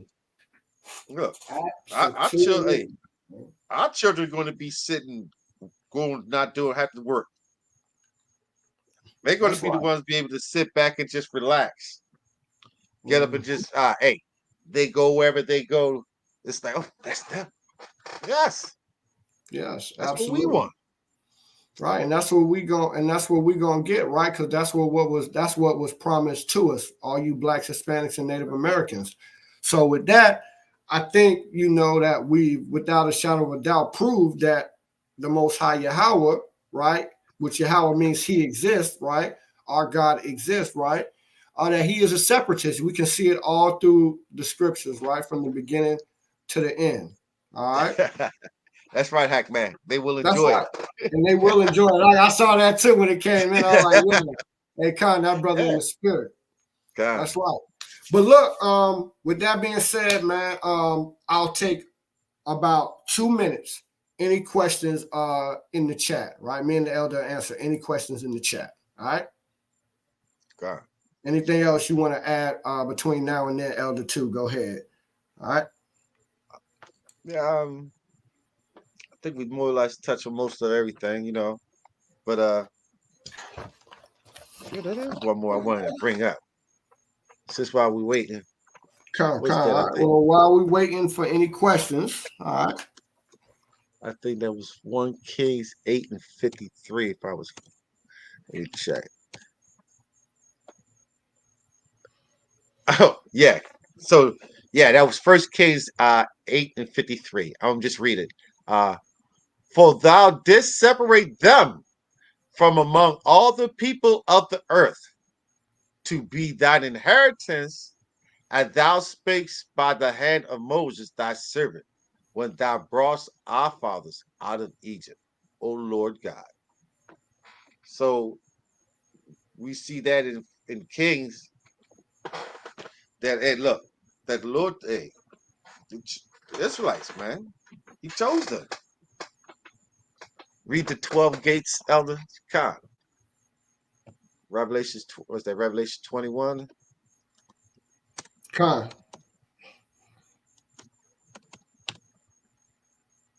Yeah. Matter of fact, I was like starting from 10. So I'm gonna start from Revelation chapter 21, verse 10. All right. And he carried me away in the spirit to a great and high mountain, and showed me that great city, the holy Jerusalem, descended out of heaven from God, having the glory of God, and her light was like unto stone of most precious, even like a jasper stone, That's clear as right. crystal. That's Verse right. 12. Verse 12. And had a great wall. Slaki. And had a wall great and high, and had 12 gates, and the gates 12 angels. Names written thereon, which are the names of the 12 tribes of the children of Israel. Verse 13. Which is what? Which is what? Which are the names of the 12 tribes of the children of Israel. Now, I always wonder, like, even if it's a spiritual or this is talking about literal gates, what spiritual gate you going through? Because the name on the gate signifies obviously who goes through it. That's what it is for. Oh, and check it out. And it's 3 entrances into the city. You're Look, right. because on the east are 3 gates, on the north 3 gates, on the south 3 gates, and on the west 3 gates. Right. That's Those are the 4 the 4 entrances, right? Yeah. Kind of. East, west, north, and south. The 4 entrances, right? Go ahead, Salakia. Yeah. Okay. That was verse 3. Verse Salakia, that was verse 13. This is verse 14. And the wall of the city had 12 foundations, and them the names of the 12 apostles of the Lamb. Verse 15.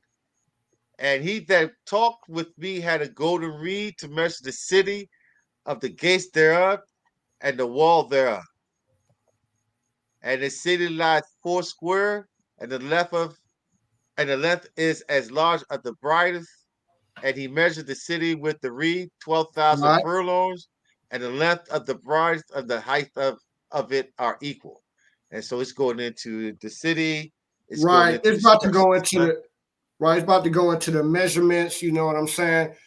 Showing you that it's a perfect cube, because when we get there, we're gonna be at perfection. The dimensions of that, when you add it up and divide it, that's 144,000, right? Which signifies the elect. All right, that Come is on. cube. Hey, the great architect, man. The great architect, right? Great architect. So that's the cube right there. All right. For anybody who didn't know, I may do a in-depth lesson on the measurements in Revelations in the cube and what it represents one day. But I just basically told you, right? When you add it all up, the measurements is going to add up to 144,000, which represent the elect. That's perfection. All right. Inside of that cube. All right. That's right. Which is the Most High's cube. All right. In which they show you as the what? As the tesseract, right? Or the cube inside, or they show you it in the Marvel universe and in the Transformers. Yes. Right. Which creates they even did that. Even they try to do it on the be like on the wicked side when they use that in Hellraiser. Yeah, that's right. That cube was on the left hand side. Yeah. Right. It shows you, it's a balance. It's a balance. If there's if it can be used in a righteous way, it can be used for wickedness too. All right, that's balance. Right. All right, but in propriety, that is what Metatron's cube, as it's called, but it's really Yahawa's cube, symbolic of the elect. Right. That's what that's for. Right. That's perfection. Right, because once he put his law, statutes, and commandments in our heart, we enter the new covenant. We all going to be perfect inside of Israel. Right. The cube, so to speak. All right. But with that being said, like we could bring that out. Please, everybody, hit the like button, right? Like, share, and subscribe. Any last questions? 60 seconds countdown, and then we're gonna close it out, fam. Last 60 seconds. Any questions? Any questions? No questions? All right. Don't look like we got any questions right now. Right, don't look like we got any questions right now. As always, you know, it's our pleasure to come through and bring these lessons. Right. Right. Also, the Marvel superhero movies and the DC with Wonder Woman protecting the Q. Right. Oh yeah, that's right. I forgot all about that one. Right. So they show you in different forms. All right. Well, with that being said, we're gonna go ahead and close it out. I'm gonna say call all Yahawashi, Ba'ashem hamashiach Yahawashi, and Shalom family. Shalom family. Another lacking, all black, don't draw attention, cause it's just not enough room in this small city. Cleaning crew is out to get you, can you dodge 50? 50-50 odds, hear the applause in the black, ripping through the avenues in the parks, full of guys chilling at the bar, cause mama boyfriend Ron tripping, ripping through their hearts with what he doing after dark, and mama working late and she don't know cause they don't have the heart. It's safe to say in them shoes, they dark in them. Swim the shore before the whales and the sharks get them. So many bodies in the waters, you ain't gotta swim them. You on the shoulders of the fallen, trying to outlive them. Hey, Shalom. Hey, I saw this. Hey, who's that on that track? That's Ash. Right. Hey, but look, hey, we still live, Ash. Hey, I saw this last question right here. Before I go out, I did see it before I closed out. It says, what was Moses' sister's true sin? The reason why Yahweh struck Miriam with leprosy is because she was out of line. You know, she was out of pocket. She was talking about how she was a prophetess and how Yahweh speaks through her too, which he did. He did because she was a prophetess. But Moses is the one he chose as his vessel to be the leader and king and priest over Israel. That's why he struck her with leprosy. So that was her sin. Disobedience. All right. Because I believe, because I think the Most High said that he chooses to speak to Moses face to face. Right. You know, and who he chooses, you know what I'm saying? That's what it is. Basically, she was more like usurping authority, almost more or less. That's what it was. It was the usurping the authority that was over her. You know what I'm saying? So, and that's what it was. Right. So that's why she got leprosy. But with that being said, Shalom family. Shalom.